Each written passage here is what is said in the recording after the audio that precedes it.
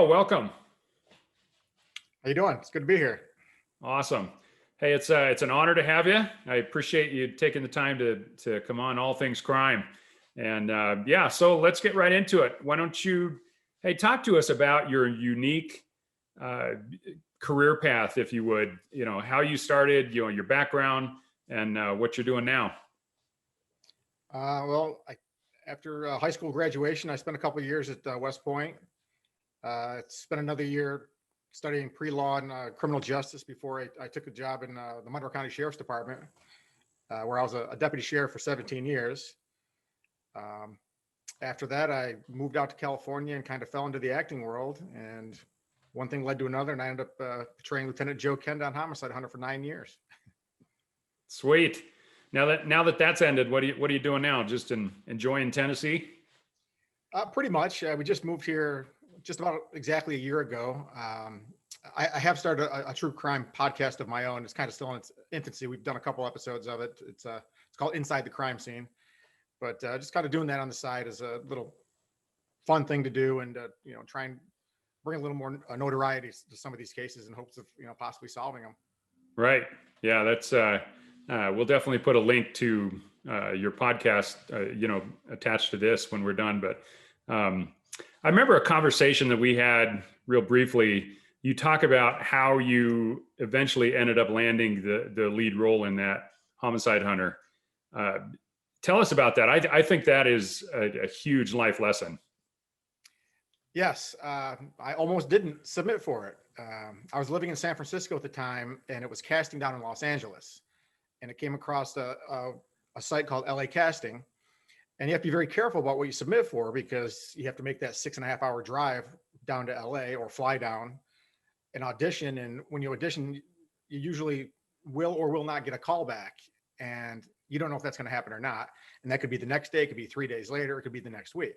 Mm-hmm. So when I was reading this, I'm like, wow, I really fit the specs on this. But man, I don't know. There's gonna be 10,000 other people that are also submitting for it. And do I drive down? And I was talking to my wife about it, and she's the one that basically said, listen, take a chance. I mean, this looks like it's right up your alley.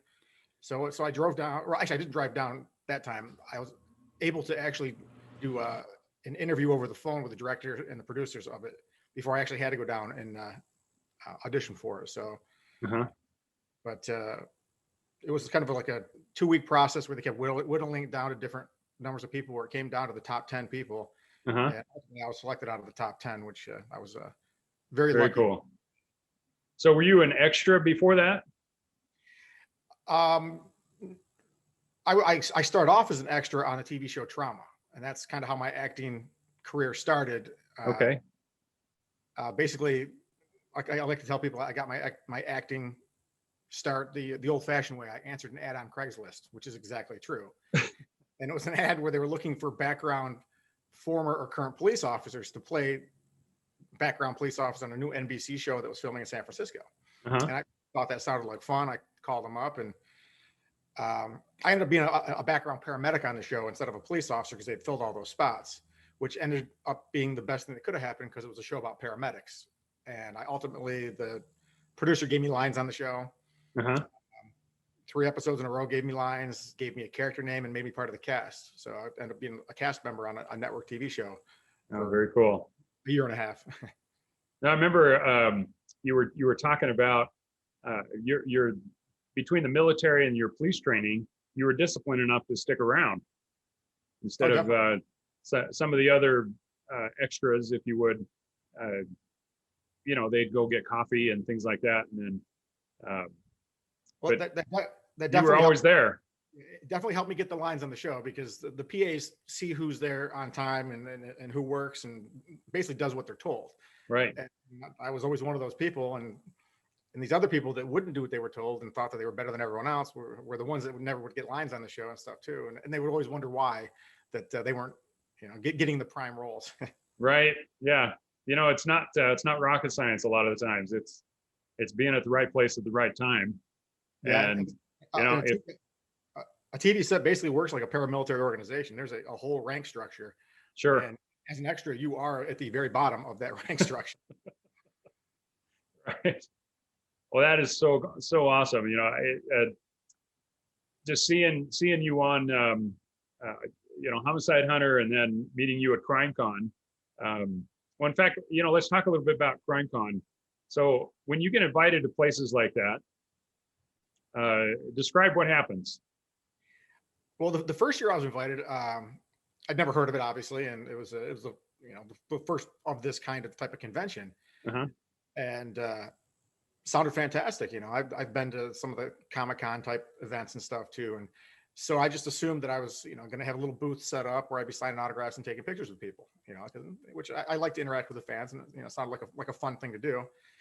Like a week and a half beforehand, the schedule comes out, and I get an email where basically it's saying that I'm basically a keynote speaker and I have an hour to talk, which kind of blew me away because I'm not a public speaker. I've gotten pretty good at it. Yeah. But it terrifies me.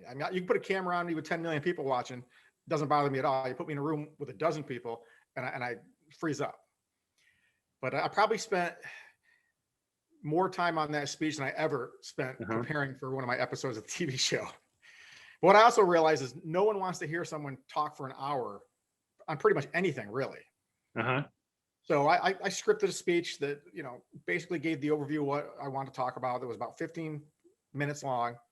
And then I opened it up to questions because that's what people want anyways. They want to ask questions. Right. And I'm an expert on myself. I can answer questions all day long. So like you're an expert on yourself, Sure. So that turned out to be what I do. And it works out really well. And that way the people get to hear the answers to stuff that they really want to know. Well, and it's spontaneous. Yes. Yeah. It's which been a great event. I've been to all of them, so far, and it's always a great turnout. And I love talking to the fans and interacting with them. Yeah. Well, the Crimecon that I was at, where we met, holy cow! I mean, there were lines a mile long to just be able to shake your hand. So you were quite the celebrity, and I always appreciate it. Yeah. Well, it's good fortune shines on many, and so obviously it has on you, and that's always a fantastic story that when you can turn around and give back, and I love that. Yeah, well, these are the people that made our show popular and famous to begin with, so it's I owe them all the thanks, honestly. Yeah. Well, I appreciate you coming on. Like I said, this is a relatively new video cast with all things crime. I'm trying to cover every aspect of it. And the interesting thing about how Hollywood really has kind of moved into helping actually solve real cases is I talked to some of the cast of CSI a number of years ago, and they were talking about how prior to that show coming out, there were very few forensics programs around the country. But once CSI hit, it became such a huge hit, and so many people wanted to watch it and get involved and see what it was about. The CSI type forensics programs around the country just exploded. So it went from literally 4 or 6 programs around the country to over 160. And so we have more trained forensics people, we have more trained CSIs out there, and just the interest in law enforcement in general, I think, really exploded from there, and including homicide hunters. So to me, that's always a great thing. So I appreciate you coming on, and yeah, keep doing what you're doing, because you may not think that you're really contributing yet or still, but trust me, you are. Oh, I appreciate it. All right, Carl, thanks a lot, and we will talk at you later. All right, thank you.